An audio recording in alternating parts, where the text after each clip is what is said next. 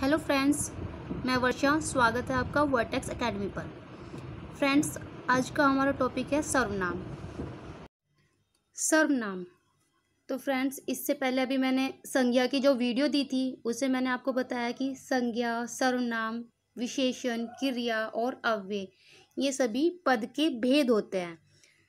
देखते हैं सर्वनाम। सर्व प्लस नाम, इसका शाब्दिक अर्थ है सबका नाम। ये शब्द किसी व्यक्ति विशेष के द्वारा प्रयुक्त न होकर सबके द्वारा प्रयुक्त होते हैं। जैसे मैं, किसी एक का नाम न होकर सबका नाम होता है। मैं का प्रयोग जो है सभी व्यक्ति अपने लिए करते हैं। तो यहाँ पर मैं किसी का नाम ना होकर सबका नाम है, अर्थात सर्वनाम। चलिए अब देखते हैं सर्वनाम की परिभाषा। वे शब्द जो संज्ञा के स्थान पर प्रयोग किए जाते हैं सर्वनाम कहलाते हैं। जैसे मैं, तुम, आप, हम, वे आदि। अब जानते हैं मूल सर्वनाम के बारे में। तो मूल सर्वनाम हमारे 11 होते हैं। मूल सर्वनाम क्या होता है? जहाँ से उत्पत्ति हुई है। मूल सर्वनाम तो मूल सर्वनाम है कौन कौन से देख लेते हैं। मैं, तुम, आप, यह, वह, जो, सो, कुछ, कोई, क्या और कौन। मूल सर्वनाम और मौलिक सर्वनाम ये दोनों एक ही है। अब जानते हैं प्रयोग के आधार पर। तो प्रयोग के आधार पर सर्वनाम 6 होते हैं। ठीक है फ्रेंड्स, जैसे भी मैंने बताया आपको, मूल सर्वनाम 11 और प्रयोग के आधार पर है हमारे 6 सर्वनाम। इनके 3 उपभेद होते हैं। चलिए जानते हैं 6 सर्वनाम कौन कौन से हमारे। पुरुषवाचक सर्वनाम, निश्चयवाचक सर्वनाम, अनिश्चयवाचक सर्वनाम, प्रश्नवाचक सर्वनाम, संबंधवाचक सर्वनाम और निजवाचक सर्वनाम। चलिए अब जानते हैं पुरुषवाचक सर्वनाम को।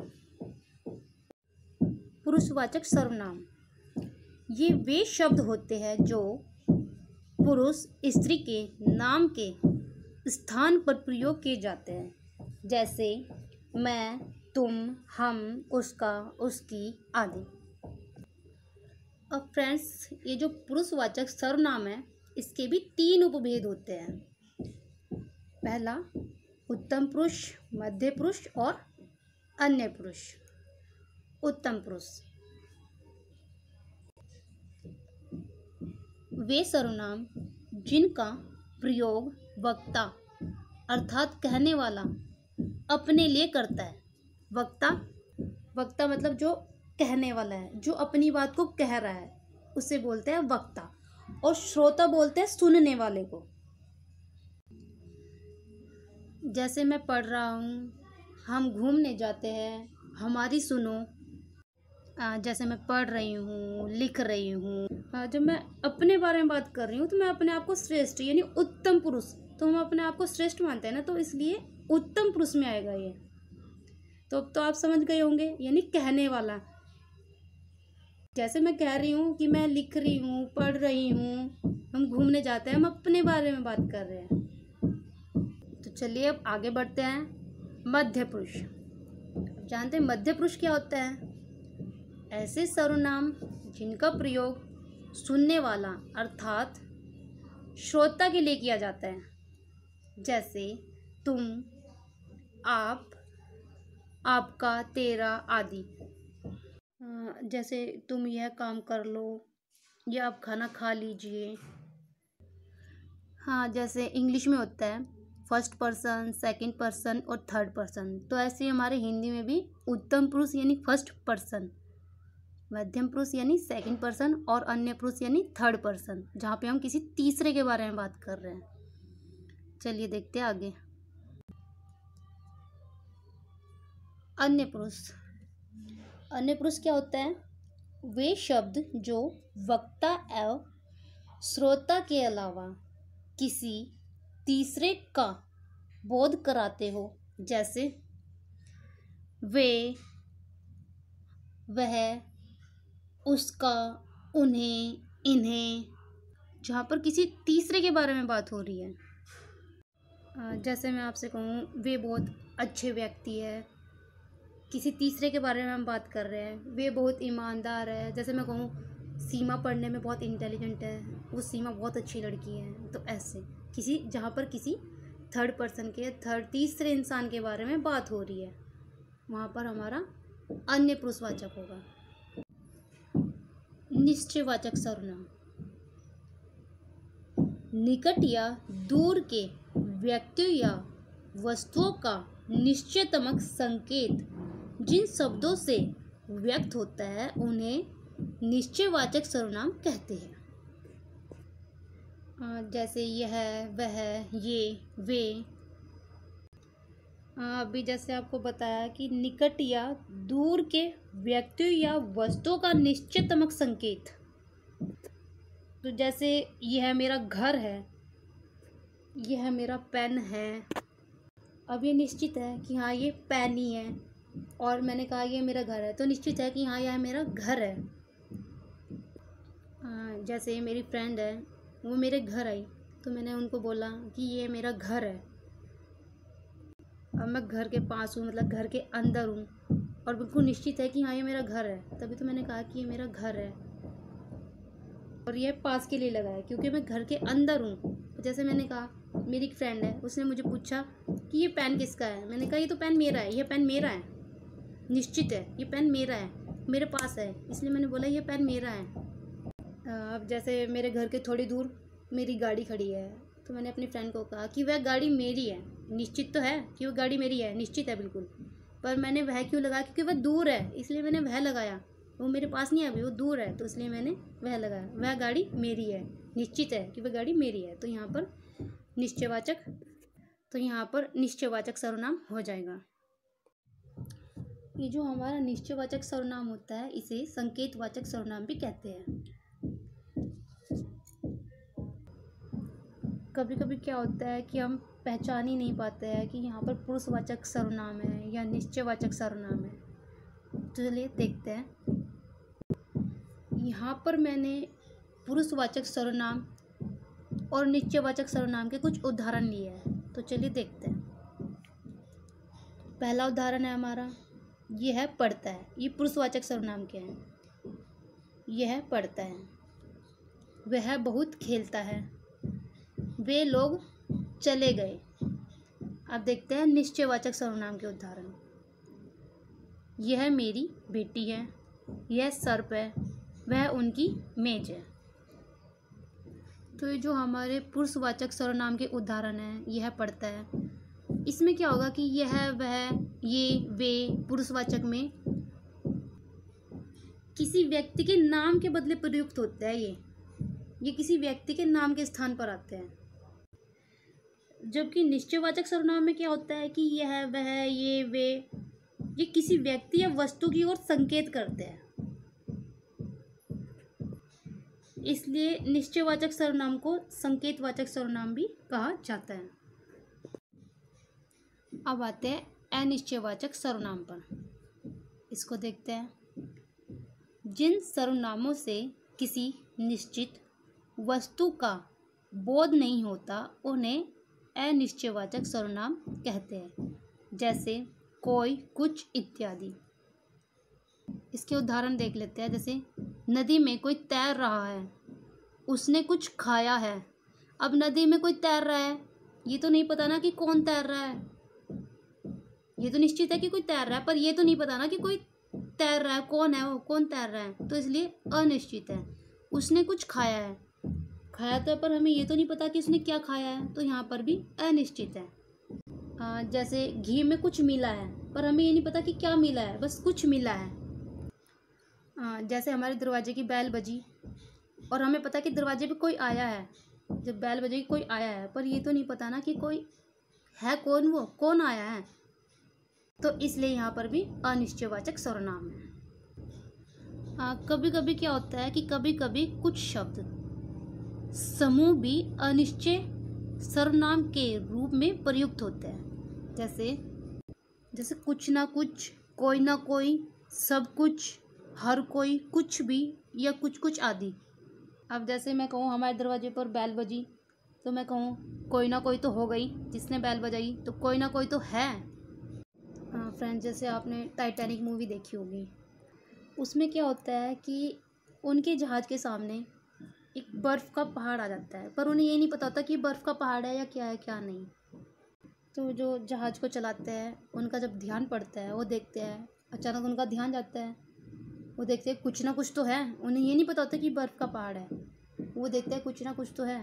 वो तुरंत अपना जहाज़ को मोड़ने की कोशिश करते हैं। तो जो उसमें है ये कुछ ना कुछ, वो अनिश्चयवाचक है, क्योंकि उन्हें ये नहीं पता होता कि बर्फ़ का पहाड़ है या क्या है क्या नहीं। तो अब शायद आप अच्छे से समझ गए होंगे कि अनिश्चयवाचक में क्या होता है। अब देखते हैं आगे संबंधवाचक सर्वनाम। तो इसको देखते हैं। जिस सर्वनाम से किसी दूसरे सर्वनाम या संज्ञा से संबंध स्थापित किया जाए उसे संबंधवाचक सर्वनाम कहते हैं। जैसे जो सो, जैसा वैसा, जिसकी उसकी। यानी जैसे जिस सर्वनाम से किसी दूसरे सर्वनाम या संज्ञा से संबंध स्थापित किया जाए तो वहाँ पे हमारा संबंधवाचक सर्वनाम हो जाता है। अब जैसे अभी आपको एग्जांपल दिया है, जैसे जो सो, जैसा वैसा, यानी जैसे हम कह देते हैं जो करेगा सो भरेगा, इनमें संबंध हो रहा है। देखिए आप, जैसे हमारा जिसकी उसकी, जिसकी लाठी उसकी भैंस, जैसे हम बोल देते हैं जैसी करनी वैसी भरनी, इनमें भी संबंध है। जहाँ चाहा वहाँ रहा, जहाँ चाहा वहाँ रहा। तो इनमें दो वस्तुओं या दो व्यक्तियों का संबंध प्रकट होता है। जैसे जिस सर्वनाम से दो वस्तुओं अथवा व्यक्ति का पारस्परिक संबंध प्रकट होता है उसे संबंधवाचक सर्वनाम कहते हैं। अब देखते हैं प्रश्नवाचक सर्वनाम। तो जो सर्वनाम प्रश्न पूछने के लिए प्रयोग किए जाते हैं प्रश्नवाचक सर्वनाम कहलाते हैं। जैसे कौन, क्या, कब, कहाँ, कैसे इत्यादि। जैसे माँ इस थैले में क्या रखा है, तो यहाँ पर प्रश्नवाचक सर्वनाम है। जैसे तुम क्या खा रहे हो, तो यहाँ पर भी हमारा प्रश्नवाचक सर्वनाम आ जाएगा। जैसे वह कहाँ जा रहा है, तुम कैसे आए, दूध में क्या गिरा पड़ा है, तो ये सभी हमारे प्रश्नवाचक सर्वनाम है। चलिए अब देखते हैं निजवाचक सर्वनाम। जो सर्वनाम तीनों पुरुषों प्रथम, द्वितीय, तृतीय तीनों पुरुषों में निजत्व का बोध कराए उसे निजवाचक सर्वनाम कहते हैं। जैसे आप, स्वयं, खुद।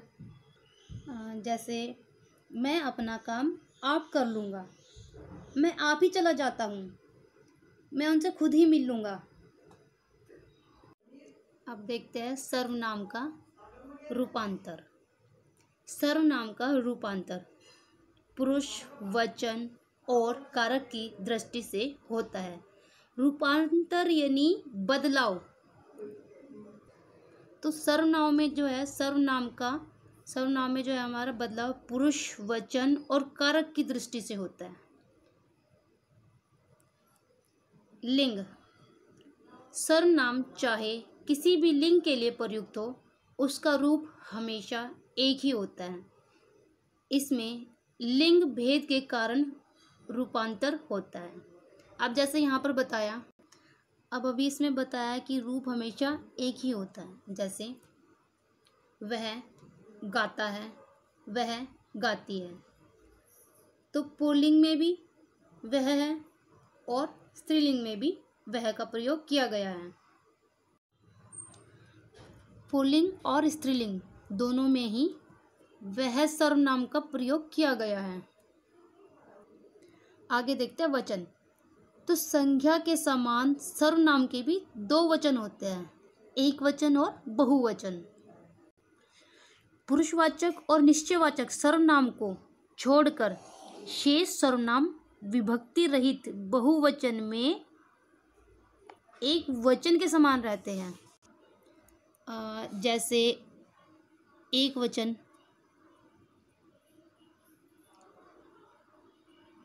मैं, बहुवचन,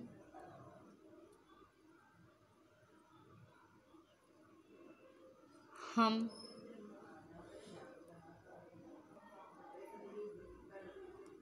वह, वे। अब जैसे आपने यहाँ देखा एक वचन में मैं का हो गया हम, बहुवचन हो गए।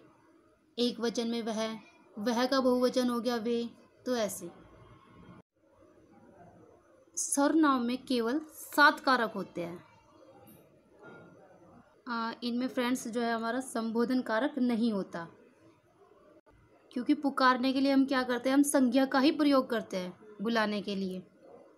अब फ्रेंड्स जब हम किसी को बुलाते हैं तो हम ऐसे थोड़ी ना बुलाएंगे, वह इधर आ, तो हम नाम लेके ही तो बुलाएंगे, इसलिए इसमें संबोधन कारक नहीं होता। कारकों की विभक्तियों के साथ सर्वनाम के रूप बदल जाते हैं। अब देखते हैं कैसे। जैसे सर्वनाम में मैं, तो कर्ता होता है कर्ता ने, तो मैं के साथ हम इस ने को जोड़ेंगे, मैंने। कर्म में कर्ता ने कर्म को, मैं के साथ मुझको।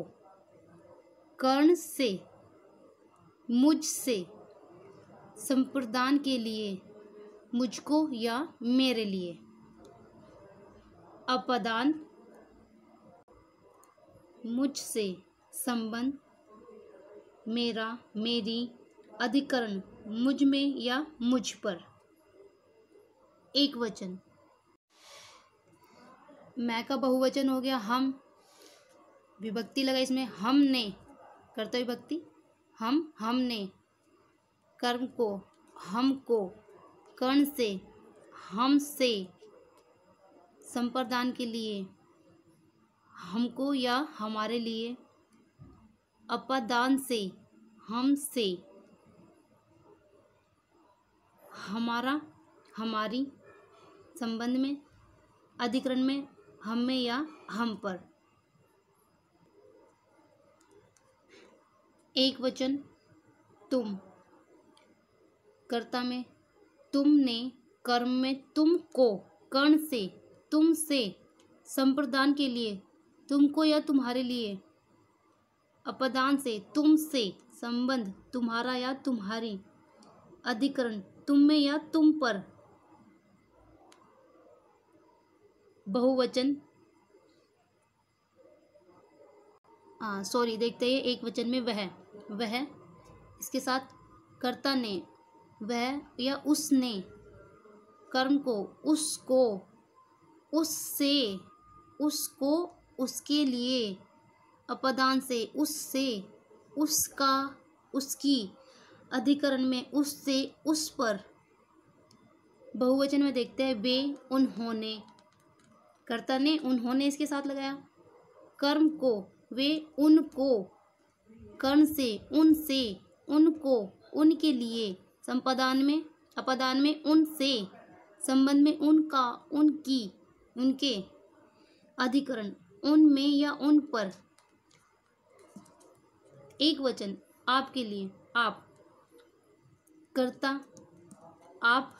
कर्म में आपको। अपने से, संप्रदान में अपने लिए, अपने से। अपना, अपनी, अपने।